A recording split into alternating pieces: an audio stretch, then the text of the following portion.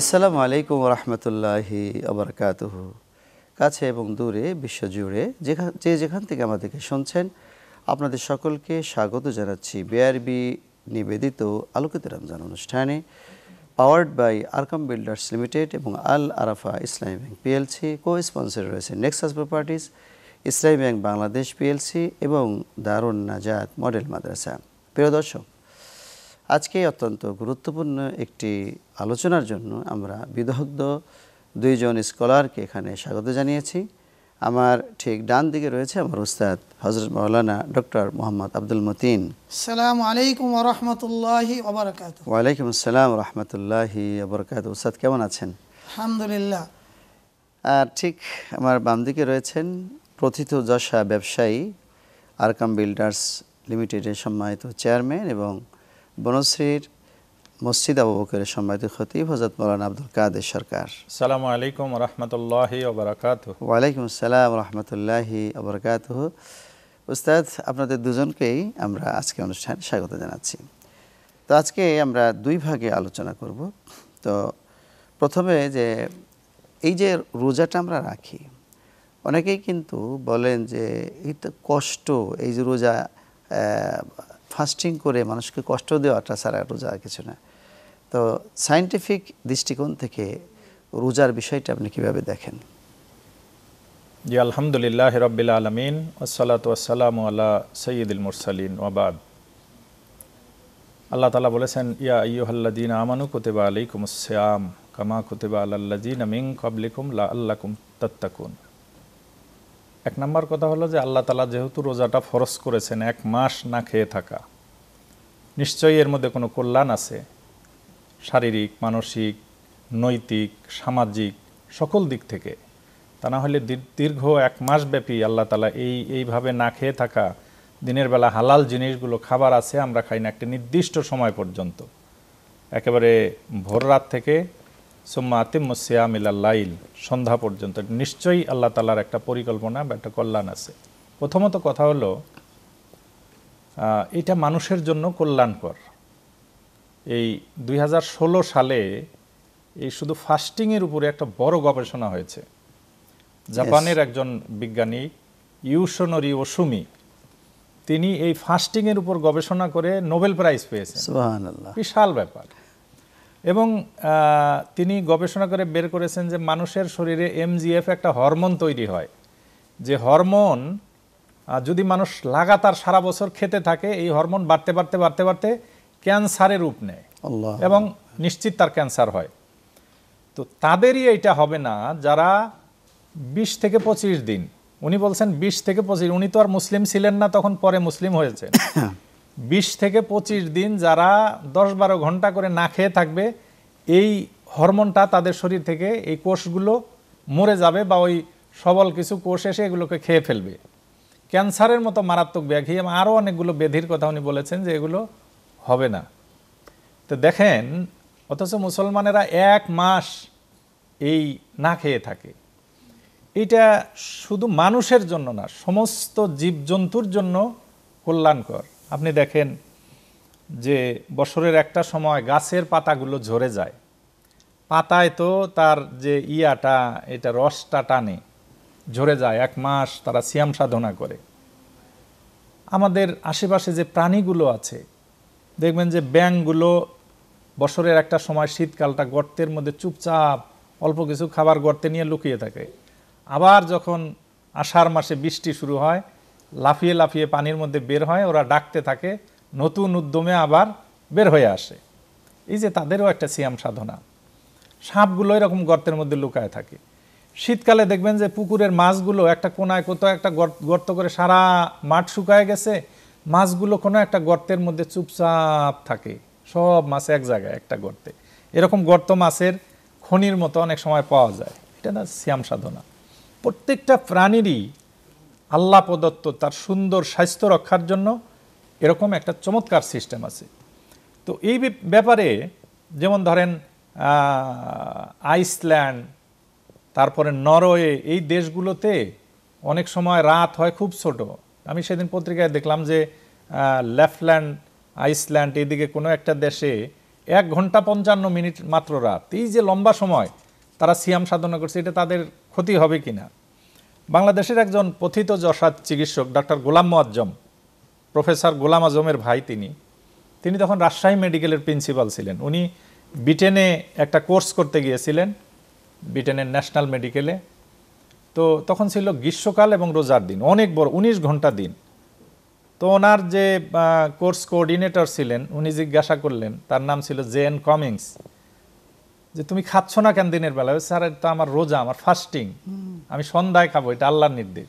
বুঝছি, বলো কি 19 ঘন্টায় তো তোমার যকৃত নষ্ট হয়ে যাবে। বলছে না, এটা হবে না, আমরা তো রেখে আসছি ছোট থেকে। বলছে তোমরা কি গবেষণা করেছো এই বিষয়ে? বলছে না, গবেষণা করি নাই, কিন্তু আমার ধারণা এটা হবে না ইনশাআল্লাহ। বলছে তোমরা গবেষণা করে দেখো, তোমাদের নিশ্চিত ক্ষতি হবে। তো যাই হোক, যেহেতু এই ব্যাপারে কোনো গবেষণা ছিল না, উনি সেই ট্রেনিং থেকে ফিরে এসে 1952 সাল থেকে 1963 সাল পর্যন্ত একটা গবেষণা করেন ব্যাপক ভিত্তিক। এখানে অনেকগুলো মানুষের উপর, 104 জন মানুষের উপর গবেষণা করা হয়। সেখানে গর্ভবতী নারী ছিলেন, অল্প বয়সী মানুষ ছিলেন, বৃদ্ধ মানুষ ছিলেন। তো ওনার এই গবেষণার রিপোর্টটা, ওনার গবেষণা টিমে বেশ কয়েকজন ডাক্তার ছিলেন, ডাক্তার কাজী আব্দুল খালেক, ডাক্তার মোহাম্মদ নায়েব Ali, doctor Abul Hossain, doctor Rafiqul Islam, doctor Parvin Ispahani, এই টিম ছিলেন। তারা শরীরের অনেকগুলো ব্লাড, তারপরে পাকস্থলীর যে আমাদের অ্যাসিডিটি, নানান বিষয়ে পরীক্ষা করেছেন। অনেকগুলো বিষয়ে গবেষণা রিপোর্টটা আছে, ইন্টারন্যাশনাল জার্নালেও প্রকাশিত হয়েছে। তো সবশেষে দেখা গেছে যে না, কোনোটারই কোনো ক্ষতি হয় না, বরঞ্চ কিছু কিছু ক্ষেত্রে আরও ডেভেলপ করে। তো এই যে এখন অনেক ফুডের ডাক্তার যারা বা হেলথের ডাক্তার যারা, তারা ডাক্তার জাহাঙ্গীর কবির একজন, উনি বলতেছেন যে সপ্তাহে 2টা রোজা রাখতেই হবে। স্বাস্থ্য যদি আপনি কন্ট্রোল করতে চান, রাসূল সাল্লাল্লাহু আলাইহি সাল্লাম সোমবার এবং বৃহস্পতিবার রোজা রাখতে বলেছেন।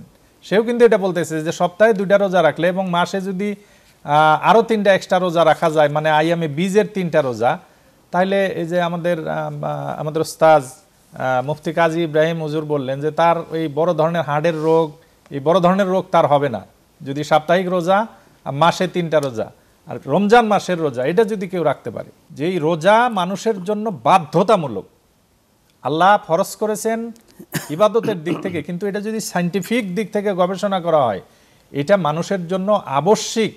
এইটা না করলে শারীরিকভাবে সে ক্ষতি হয়ে যাবে। অল্প বয়সী মানুষ হঠাৎ করে হার্ট অ্যাটাক করে মারা যাচ্ছে, তার শরীরে এই যে অতিরিক্ত যে তৈরি হচ্ছে, কোলেস্টেরল সহ নানান জিনিস, এগুলো রোজার মাধ্যমে, যেমন একটা গাড়ি চলতে চলতে চলতে চলতে এক সময় এটা সার্ভিসিং করে মোবিলগুলো বদলিয়ে ফেলা হয়, লুব্রিকেন্টটা বদলিয়ে ফেলা হয়, না হলে গাড়ি অ্যাক্সিডেন্ট করবে। মানব দেহটাও ঠিক একই রকম। আপনি এখানে সার্ভিসিংয়ের ব্যবস্থা করি, সার্ভিসিংয়ের ব্যবস্থাটা হলে 1 মাস আপনি না খেয়ে থাকবেন, পরিমিত খাবার খাবেন, বা আমরা পরিমিত খাবার খাবো, সকাল থেকে সন্ধ্যা পর্যন্ত একটা টাইম, নিয়ম শৃঙ্খলার মধ্যে চলা, শরীরের যে ওয়েস্টেজ জিনিসগুলো এগুলো বের হয়ে যাবে, একটা মানুষ 100% সুস্থ হয়ে যাবে। এটা একটা চমৎকার বিধান আল্লাহ তাআলা দিয়েছে। এটা যদি আপনি ইবাদত মনে না করেন, শারীরিক কারণেও এটা করা উচিত। আপনাকে অসংখ্য ধন্যবাদ।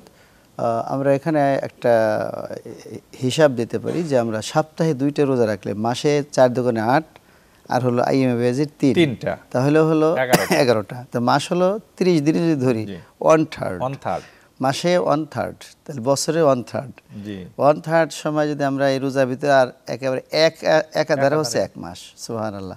তাহলে আমাদের মেদ যা কিছু আছে সব কন্ট্রোল হয়ে যাবে আলহামদুলিল্লাহ। এবং কোলেস্টেরলের মাত্রা কমে গেলে এই স্ট্রোক এবং হার্ট অ্যাটাক করার যে সমস্ত আছে ওর থেকে মানুষ নিষ্কৃতি পেতে পারে। অসংখ্য ধন্যবাদ। প্রিয় দর্শক, সায়েন্টিফিকলি রমজানের যে ইফেক্টগুলি হয় সেগুলি আমরা অত্যন্ত ডকুমেন্টেড ওয়েতে আমরা শুনতে পেলাম। তা আমরা একটু বিরতিতে যাচ্ছি, থাকুন আমাদের সাথে।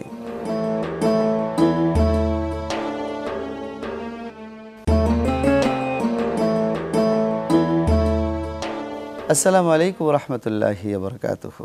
প্রিয় দর্শক, বিরতির পর আবারও স্বাগত জানাচ্ছি বিআরবি নিবেদিত আলোকিত রমজান অনুষ্ঠানে, powered by Arkam Builders Limited এবং Al Arafah Islami Bank PLC. Co sponsor রয়েছে Nexus Properties, Islami Bank Bangladesh PLC এবং দারুন নাজাত মডেল মাদ্রাসা।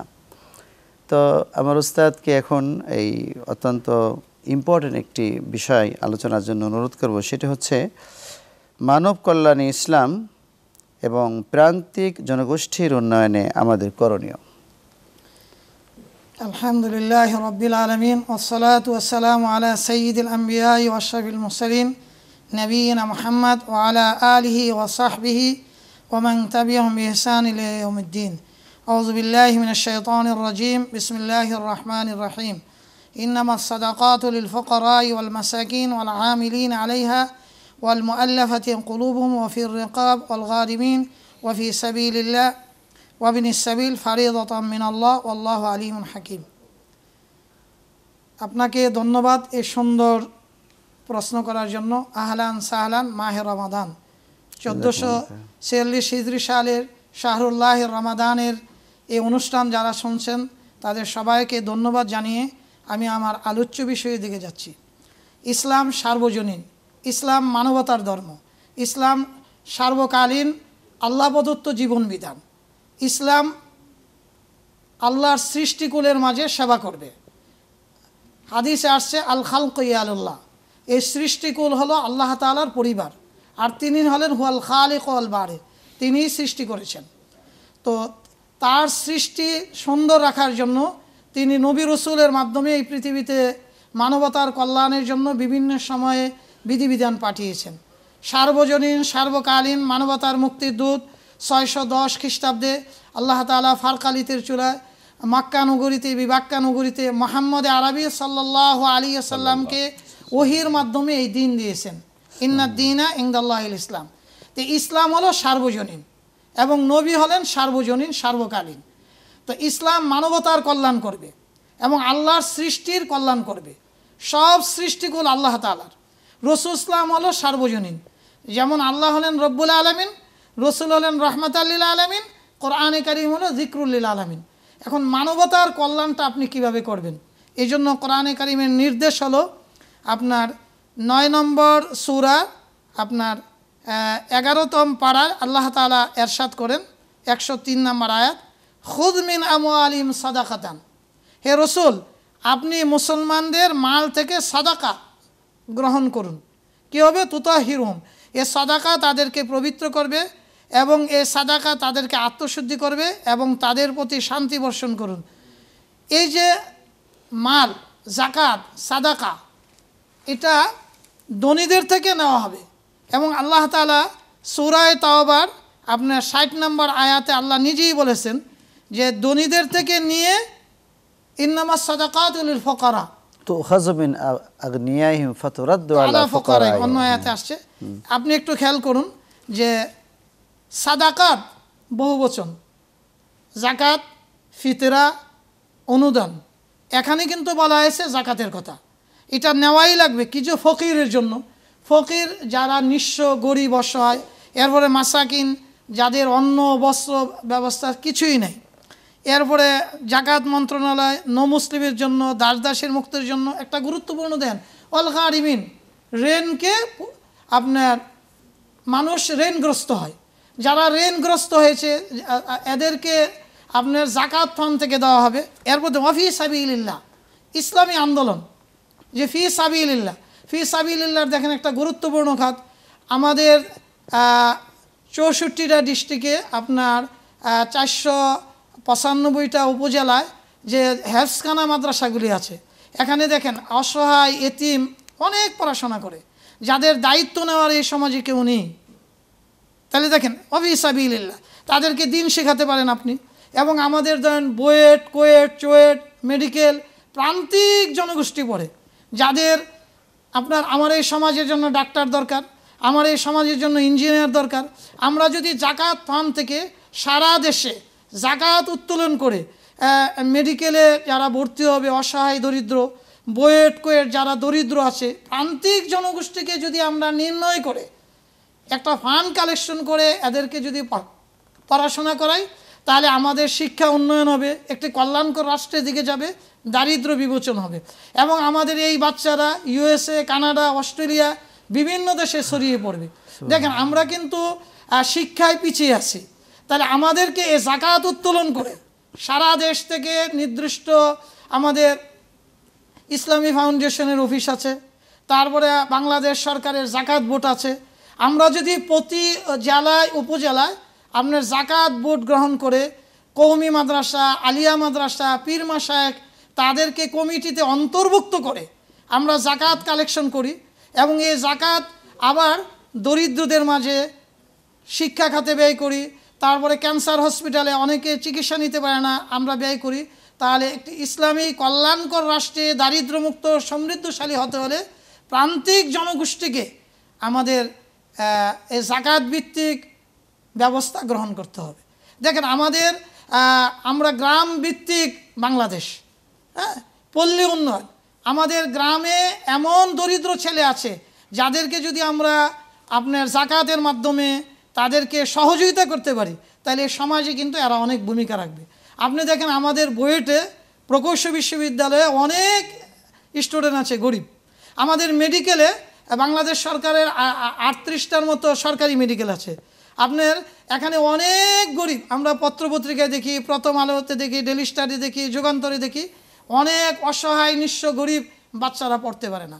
আমরা যদি জাকাতটা সুন্দরভাবে উত্তোলন করে এবং ধনীদেরকে উদ্বুদ্ধ করি যে আপনার জাকাত এই ফান্ডে যাচ্ছে, আমরা যদি নির্দিষ্টভাবে ধরেন সরকারি মেডিকেলে, বেসরকারি মেডিকেলে অথবা দরিদ্র জনগোষ্ঠী যেই জায়গায় পড়ে আমরা যদি তাদেরকে শিক্ষা খাতে ব্যয় করি, সারা বাংলাদেশে অসংখ্য হাফজখানা আছে, বাংলাদেশ সরকারের আপনার আশ্রয় কেন্দ্র আছে, আমরা যদি তাদেরকে শিক্ষা খাতে এবং উন্নয়ন খাতে এই জাকাত উত্তোলন করি তাহলে ইনশাল্লাহ আমাদের এই দেশ সমৃদ্ধশালী হবে, কল্যাণকর রাষ্ট্র হবে।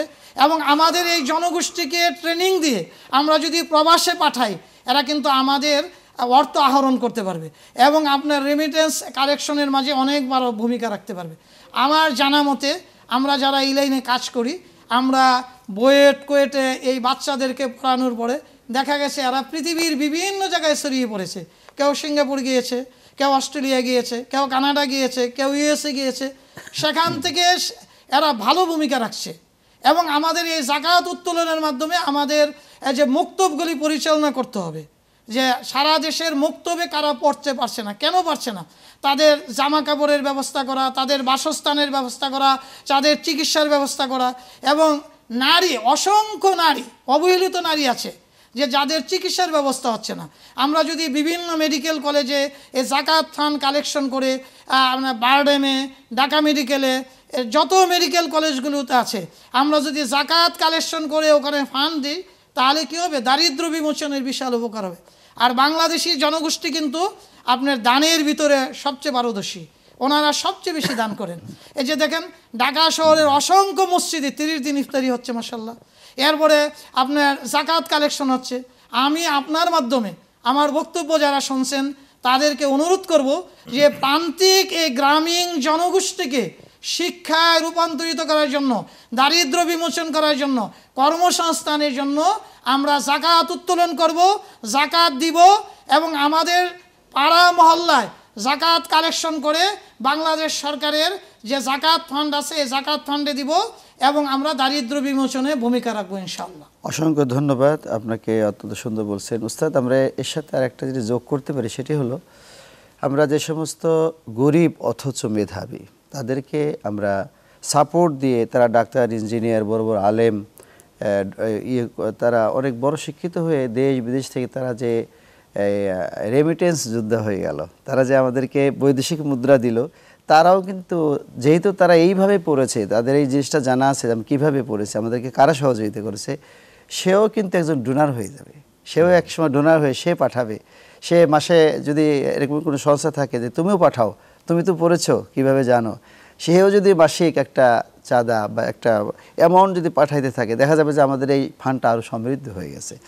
আপনাদের দুজনকে আজকে অনুষ্ঠানে কষ্ট করে আসার জন্য ধন্যবাদ জানিয়ে আজকের মতো এখানেই শেষ করছি। প্রিয় দর্শক, আগামী পর্বগুলো দেখবেন ইনশাআল্লাহ। আজকের মতো এরকম গুরুত্বপূর্ণ আলোচনা ইনশাআল্লাহ হবে। আপনাদের সকলকে সেই আহ্বান জানিয়ে আজকের মতো এখানে শেষ করছি। আসসালামু আলাইকুম ওয়া রাহমাতুল্লাহি ওয়া বারাকাতুহু।